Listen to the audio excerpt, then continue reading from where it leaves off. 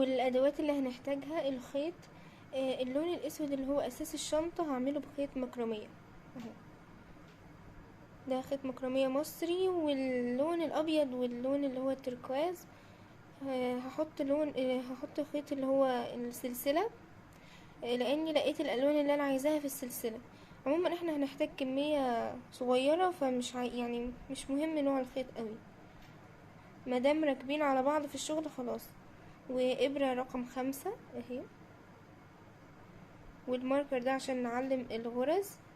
وده طبعا الفريم نفسه اللي هو بنفتح وبنقفل بيه الشنطة. في منه مقاسات كتير. ده مقاسه حوالي 20 او 21 سنتي لما قسته بالمزورة. في منه اكبر وفي منه اصغر، انا هستخدم ده. بس كده، هي دي الادوات، يلا بينا نشوف الطريقة. الشنطة عبارة عن قطعتين ورا وقدام. انا عاملة القطعة الاولى اهي، يعني تكرار الالوان. انا عامله لون اسود، بعد كده اللبني او التركواز ده، بعد كده ابيض، كده اسود تاني. فدلوقتي هنبدا باللون الاسود.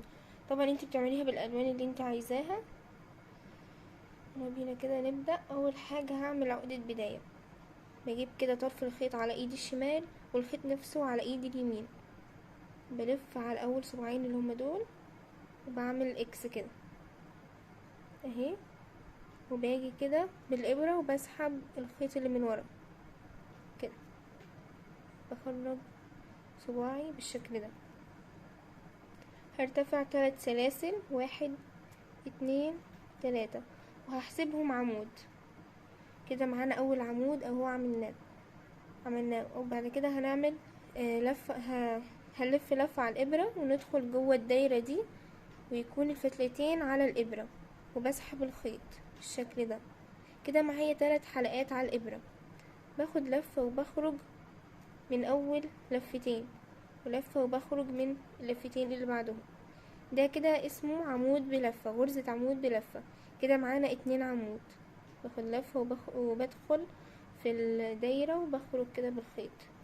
معايا 3 حلقات على الابرة، باخد لفة وبخرج من اول لفتين هما دول، يعني كده باخد لفة وبخرج من اللفتين اللي بعدهم بالشكل ده. كمان غرزة عمود بلفة. كده معانا 3. تفضلي تكملي بنفس الطريقة دي، تعملي غرز عمود بلفة لغاية ما يبقى معاكي 12 عمود بلفة. احنا كده عملنا 4، عايزين كمان نكملهم 12 عمود بلفة، يعني هعمل 8 وارجع لكم. كده معايا اهو 12 عمود بلفة او 11، وال12 اللي هو ال3 سلاسل دول زي ما قلنا هنحسبهم عمود. دلوقتي عشان اكون الدايرة بجيب كده طرف الخيط ده اللي احنا اشتغلنا عليه، وبسحبه كده عشان نقفل الدايرة اهو بالشكل ده. دلوقتي هقفل الدايرة. لو انتي لسه مبتدئة في الشغل ممكن تحطي، يعني في بداية الشغل خالص لما عملنا ال3 سلاسل دول، بتيجي في السلسلة التالتة وبتحطي الماركر اللي انا وريتهولكم عشان تعلمي هتقفلي فين. اهي معانا اهي ال3 سلاسل اللي ابتدينا بيهم. في تالت سلسلة من فوق بدخل كده في السلسلة وبسحب الخيط من السلسلة وكمان من الحلقة اللي على الابرة. كده قفلنا بغرزة منزلقة. هعمل كمان 3 سلاسل، 1 2 3، وكمان هحسبهم عمود، وباخد لفة وفي نفس المكان اللي هو السلسلة ده اللي عملنا فيه غرزة منزلقة بدخل تاني وبعمل غرزة عمود بلفة بالشكل ده. كده معانا غرزتين عمود بلفة في نفس المكان. بدخل في الغرزة اللي بعدها. الغرزة عبارة عن حلقتين اهي مكونة حرف في. باخد لفة كده وبدخل في غرزة تحت الحلقتين كده، وبعمل غرزة عمود بلفة، وكمان هدخل في نفس المكان تاني في نفس الغرزة وهعمل غرزة عمود بلفة بالشكل ده. هدخل الغرزة اللي بعدها نفس النظام، هعمل غرزتين عمود بلفة في نفس المكان. تفضلي ماشية كده في كل غرزة هتعملي غرزتين لغاية ما تخلصي الدور. كده خلصت ال12 غرزة. كان معانا 12 بقى معانا 24 عشان احنا اشتغلنا في كل غرزة 2. الغرزة دي اهي، دي غرزة منزلقة، دي مش بنشتغل فيها اهي. عشان متلخبطيش ممكن برضو تعلمي يا اما تعدي الغرز، لازم يكون معاكي 24 غرزة، دي مش بنشتغل فيها. دلوقتي هنيجي نقفل السطر ده.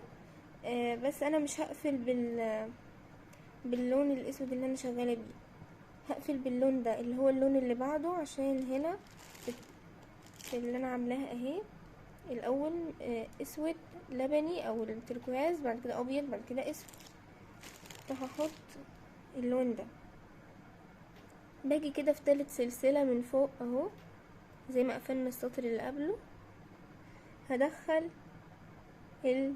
اللون اللي بعده اهو، هسحبه من هنا وكمان من الحلقة اللي على الابرة، وهاجي من ورا كده طرف الخيط عشان نقفل كده، طرف الخيط بطرف الخيط اللي انا كنت شغالة بيه، هربطهم كده مع بعض بالشكل ده اهي.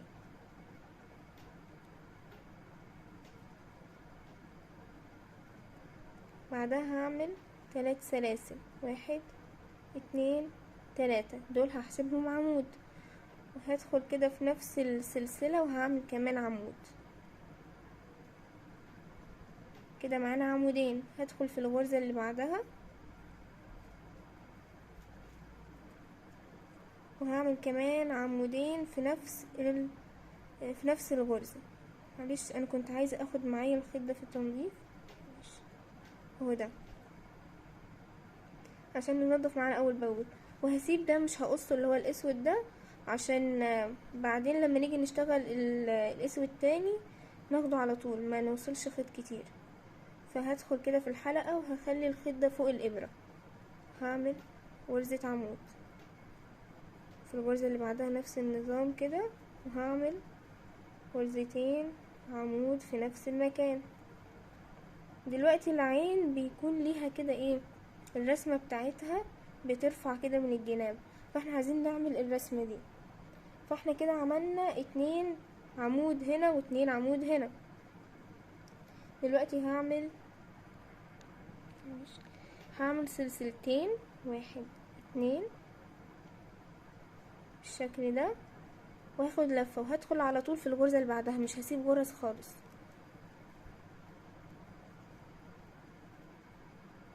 وهعمل 2 غرزة عمود.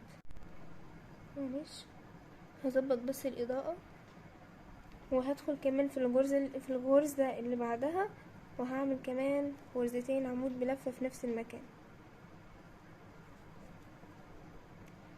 يبقى كده احنا اشتغلنا 2 عمود 2 عمود، سلسلتين، 2 عمود 2 عمود. بعد كده هكمل في كل غرزة واحدة. هعمل كام غرزة؟ هعمل 8 غرز. ادي 1 2، هعمل كمان ال6 غرز الباقيين وارجع لكم. دلوقتي هعمل الجنب التاني زي الجنب ده بالظبط. بعد ما خلصت ال8 غرز، في الغرزة التاسعة بعمل غرزتين عمود بلف، نفس اللي عملناه هناك بالظبط. اللي بعدها كمان 2 عمود بلف. حلو، 2. بعد كده هعمل سلسلتين وما سيبش غرز خالص، هعمل 2 عمود بلفة، 1 2، وفي اللي بعدها كمان 2 عمود بلفة كده. بعد كده هكمل دول في كل غرزة واحدة زي ما عملنا هنا بالظبط. كده السطر ده انتهى. هقفل دلوقتي السطر، بس زي ما عملنا في بداية السطر ده قفلنا باللون ده، فهنقفل باللون الابيض هنا. هدخل كده في 3 سلسلة اهي، وهدخل اللون الابيض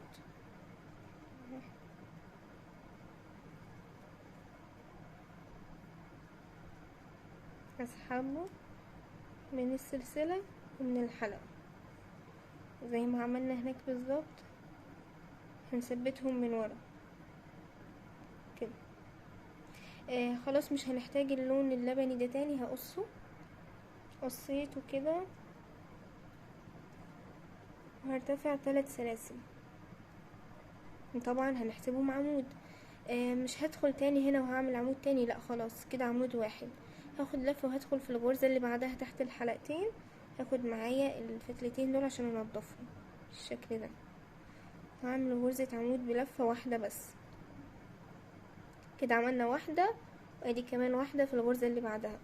الغرزة اللي بعدها اللي هو يعني ايه كده غرزتين ونوصل للفراغ. وهعمل ايه، هعمل فيها غرزتين، واحد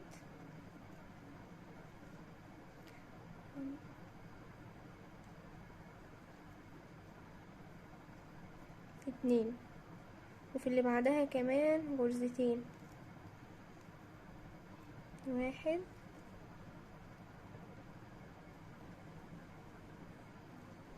اتنين اهي. خلاص دول بعد كده هقصهم. معايا كده السلسلتين دول الفراغ ده بدخل كده فيهم كده، هعمل غرزتين عمود بلفة. هعمل ايه تاني كمان، هعمل سلسلتين وهدخل تاني في نفس المكان وهعمل كمان عمودين بلفة، واحد اتنين. تمام. انا كده هدخل في الغرزة اللي بعدها اللي هي دي اهي، وهعمل غرزتين عمود بلفة. في الغرزة اللي بعدها كمان نفس النظام، هعمل غرزتين عمود بلفة بالشكل ده. كده عملنا الرسمة. بعد كده هكمل طبيعي في كل غرزة غرزة واحدة بس لغاية ما اوصل هنا لقبل الفراغ بغرزتين اهم عشان نعمل فيهم التزايد. يعني همشي الجزء ده كله في كل غرزة غرزة.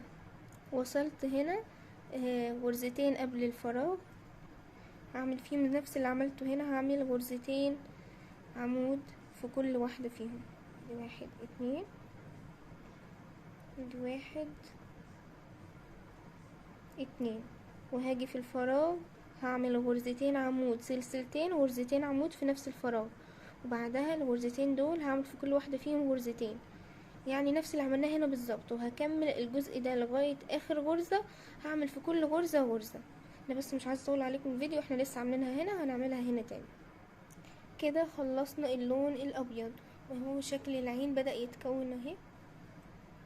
دلوقتي هنقفل السطر الابيض ده في تالت سلسلة زي ما احنا متعودين.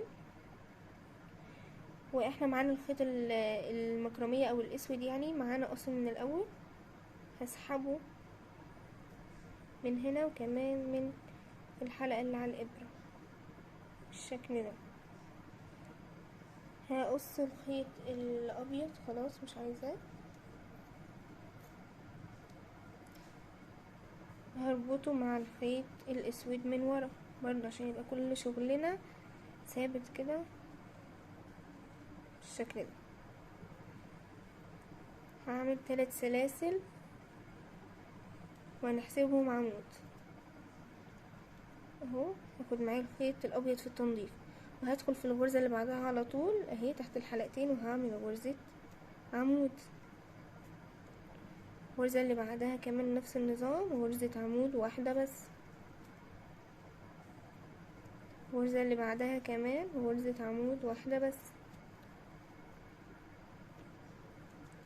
تفضلي ماشية غرزة واحدة بس لغاية ما بتوصلي للغرزتين اللي قبل الفراغ اللي هما دول. انا كده اعيد لي غرزة واحدة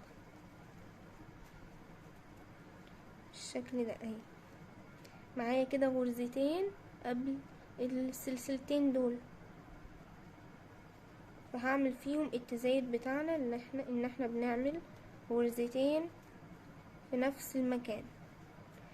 هو ده التكرار بتاعنا على طول، بس انا حابة ان انا ايه اوضح كل سطر عشان ايه ما تتوهيش. ادي كده ايه عملنا غرزتين في كل غرزة، وباجي هنا تحت السلسلتين دول وبعمل التزايد الكبير بتاعنا ده اللي هو غرزتين سلسلتين وغرزتين. خلصت كده التزايد اللي هو في النص هنا غرزتين سلسلتين غرزتين، وعملت كمان في الغرزتين اللي بعدهم في كل غرزة عملت غرزتين، يعني التكرار بتاعنا الطبيعي. بعد كده هنكمل في كل غرزة غرزة واحدة لغاية ما اوصل للغرزتين اللي قبل الفراغ، وبعمل نفس اللي بنعمله هنا، ونكمل بعد كده غرزة واحدة. يعني احنا مش بنغير حاجة طول الشغل. كده خلصت السطر. ده شكله. دلوقتي هنعمل السطر اللي بعده، برضه هيكون باللون الاسود، فمش هنحط الوان تانية كده، هقفل باللون الاسود برضه بالشكل ده، وهرتفع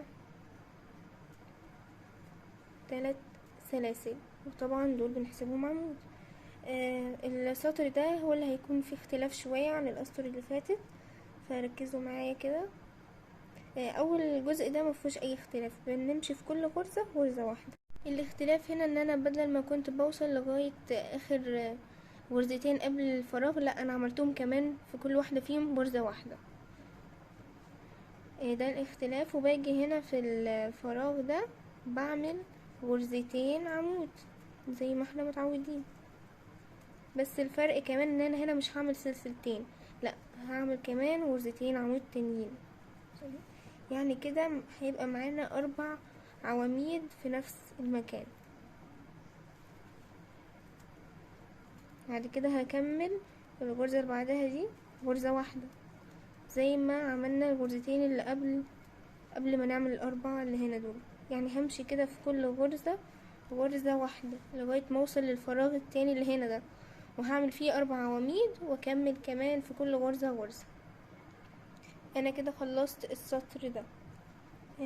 دلوقتي هنقفل السطر زي ما متعودين، دايما بنقفله هنا بتالت سلسلة بالشكل ده. اهي دلوقتي خلاص كده هقص الخيط ده اهو.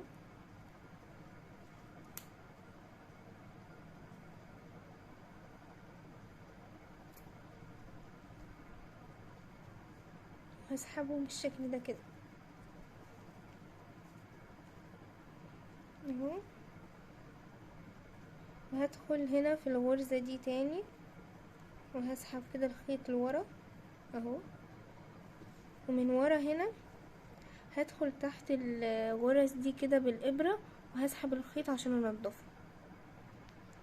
دلوقتي احنا كنا شغالين كده وبنقفل السطر هنا اهو، دول قفلات السطر اهو. دلوقتي هنخلي ده من يعني ايه يكون الشنطة من تحت، عشان مش هيكون لطيف ان يكون ده هو يعني ايه وش الشنطة. فهنعمل كده عشان نشتغل من فوق. هنشتغل ايه من فوق زيادة، اللي هي القطعة دي اهي دي. ليه؟ عشان لما نيجي نحط الفريم مش هيدخل هنا لو حطيناه اهو. اوريهولكوا برضو، بصوا مش مظبوط. احنا بنعمل له اهو كده عشان يركب كده، لانه كل الشنط اللي على شكل عين دايما بتكون بالسوستة، فبيحطوا السوستة هنا ما بيعملوش قطعة من فوق. اما انا هنا عشان عايزاها بالفريم فهعمل لها القطعة دي من غير رغي كتير. يلا بينا كده نشوف هنعمل ايه. هحدد بالظبط الحتة اللي انا عايزاها تكون من فوق دي. طبعا انا قلتلكم ان انا قست الفريم، فبشوف هو ايه عايز هنا، يعني ايه المقاس اللي هو عايزه بالظبط وبحدد. انا بالنسبه لي هنا هاجي كده، شايفين ال4 غرز دول اللي احنا عاملينهم هنا دول، هتخطاهم خالص، ومن اول غرزه بعدهم اهي هعد كده. انا هعد هنا 6 غرز، هعد 6 غرز، ادي 1 2 3 4 5 6، وفي الغرزة السابعة هحط الماركر كده. نفس الحكاية الجنب التاني، بتخطى ال4 غرز وبعد 1 2 3 4 5 6، وفي الغرزة السابعة بحط الماركر اهو. ده مقاس الفريم بتاعي 19 غرزة، لانه مش لازم كل غرزة تكون سنتي، لا بس كده. ويلا بينا كده انتي شوفي الفريم بتاعك ايه مقاسه وعايز كام غرزة، وبتحسبي بالظبط زي ما انا عاملة. انا عايزاها تكون في النص بالظبط، عشان كده حسبت من هنا. بس كده. دلوقتي نعمل القطعة بتاعتنا. هاجي كده هنا، ده وش الشغل. باجي في اول غرزة اللي هي فيها الماركر دي، بحط الابرة وبسحب كده الخيط. ممكن اعمل الاول عقدة بداية كده اهي، وهدخل هنا واسحب الحلقة اللي انا عملتها، وهرتفع 3 سلاسل. ادي 1 2 3، وهحسبهم عمود. هاخد لفة كده، وهاجي كده في الغرزة اللي بعدها بالظبط، وهعمل غرزة عمود بلفة، وهعملها يعني هاخد معايا الخيط ده في تنظيف كده، اخليه فوق الابرة، هعمل غرزة عمود. همشي في كل غرزة هعمل غرزة عمود بالشكل ده لغاية ما اوصل للماركر التاني ده. وكده خلصت اول سطر اهو، وصلت لغاية غرزة الماركر بالظبط، وعملت فيها غرزة عمود. خلاص كده هشيل الماركر، انا مش محتاجاه، والتاني كمان بالشكل ده كده. السطر التاني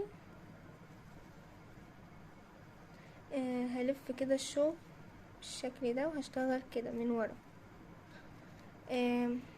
السطر التاني اول غرزة هتكون عبارة عن غرزة حشو، مش هرتفع سلاسل خالص، بس هعمل تناقص. يعني ايه هعمل تناقص؟ يعني انا هسيب غرزة، هسيب اول غرزة اللي هي دي، وهدخل في الغرزة اللي بعدها هي تحت الحلقتين، من غير ما اعمل لفة على الابرة، وبسحب الخيط معايا حلقتين على الابرة، باخد لفة وبخرج منهم كده. عملت غرزة حشو وعملت تناقص. بعد كده هكمل في كل غرزة عمود بلفة عادي بالشكل ده، لغاية ما اوصل للغرزة اللي قبل الاخيرة، اللي هي دي اللي قبل ال3 سلاسل. وصلت للغرزة اللي قبل الاخيرة اهي، اللي هي قبل ال3 سلاسل. هدخل فيها وهعمل فيها غرزة حشو زي اللي ابتدينا بيها بالشكل ده.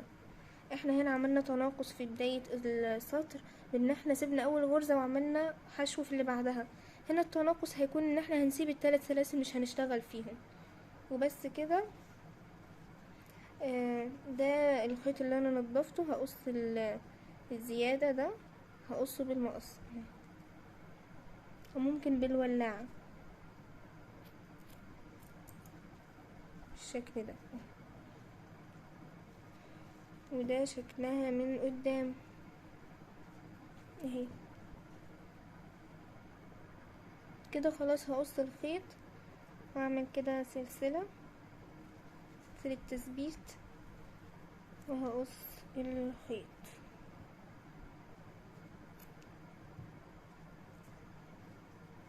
ده الظهر اهو، بدخل تحت الغرز وبسحب الخيط عشان انضفه. وبعد ما خلصت اللي هو السطر الاخير هنا وقصينا الخيط من ورا، هنا قصيت بطانة على التانية اهي، على مقاس الشنطة اهي، وخيطتها من الجناب. قصيتها هنا وهنا كده وخيطتها عشان بطانة تكون سهلة علينا لما نيجي يعني لو قفلنا القطعتين في بعض هتبقى البطانة صعبة، لكن كده سهلة. دلوقتي هندي كمان هنا سطر للقطعة بتاعتنا، بس هيكون في الحلقة الخلفية عشان يدي كده ايه حجم للشنطة. نشوف دلوقتي هنعمله ازاي. هجيب الخيط اهو، وهعمل عقدة بداية، شغالين بنفس الإبرة اهي. هعمل عقدة بداية، وهجيب القطعة بتاعتي كده من الجنب. اول غرزة عمود او اخر غرزة عمود هنا معايا في السطر اهي دي، هدخل فيها، ما هي عبارة عن حلقتين اهي. هدخل في الحلقة التانية وهسحب الحلقة اللي احنا عملناها، وهعمل غرزة سلسلة بالشكل ده اهي. قربتلكوا الصورة عشان تشوفوا اكتر اهي. وهدخل في اول غرزة حشو معايا اهي، سوري، اول غرزة عمود هدخل في الحلقة الخلفية اهي، وهعمل غرزة حشو بالشكل ده. هدخل في الغرزة اللي بعدها وهعمل غرزة حشو، وهكمل كده بنفس الطريقة في كل غرزة غرزة كده، مفيش اي تزايد. هنمشي كده في كل غرزة غرزة لغاية ما نوصل لاخر غرزة هنا، وزي ما قلنا في الحلقة الخلفية. وصلت هنا كده لنهاية السطر اهو، اشتغلت في اخر غرزة حشو او اخر غرزة عمود، اشتغلت غرزة حشو في الحلقة الخلفية. وهاجي كده لغرزة العمود اللي قصادي دي، في 3 سلاسل اهو، دول كانوا ارتفاع. هندخل في اول سلسلة كده ونعمل غرزة منزلق، وكده خلصنا السطر ده. وهتدينا كده ايه الشكل ده اللي هو ايه، تدخل لجوه كده. هنخيط دلوقتي الاتنين دول في بعض، واحدة هنخليها كده على الظهر وواحدة على الوش. دي لسه مقصتش منها الخيط اهي دي قصيت فيها الخيط خلاص. هاجي كده هنا اهو، دلوقتي هنشبك الجزئين في بعض. ادي دي اهي بعد ما عملنا المنزلقة دي على وشها، والجنب التاني على الظهر كده اهو. هاجي كده اهو في القطعة اللي معانا دي، هعمل كده غرزة سلسلة، واول غرزة حشو معايا هنا اهي، دي طبعا المنزلقة مش هندخل فيها، هندخل في اول غرزة حشو معايا. بيكون في حلقتين في الغرزة، هدخل في الحلقة الاولى، ومعايا الجزء التاني اهو. اول غرزة هدخل في الحلقة التانية مش الاولى، هسحب الخيط منهم هما الاتنين، وكمان من الحلقة اللي على الابرة بالشكل ده. بعد كده بنفس الطريقة هدخل في الغرزة اللي بعدها الحلقة الاولى، وهنا الحلقة التانية، وهسحب الخيط منهم وكمان من الحلقة اللي على الابرة. هفضل ماشية كده لغاية ما اخلص الشنطة كلها. وبعد ما خلصت اخر غرزة منزلقة هعمل غرزة سلسلة كده وهقص الخيط خلاص. طبعا كل الخيوط دي هتتنضف بعد ما عملناها، يعني بعد ما خلصنا التشبيك هنقلبها الناحية التانية. انا هو قلبتها، وادتنا طبعا اللي هو ايه الجنب ده كده عشان خيطناها من جوه، وكمان عشان سطر الحشو اللي احنا اديناه لها. ده كده ايه شكلها.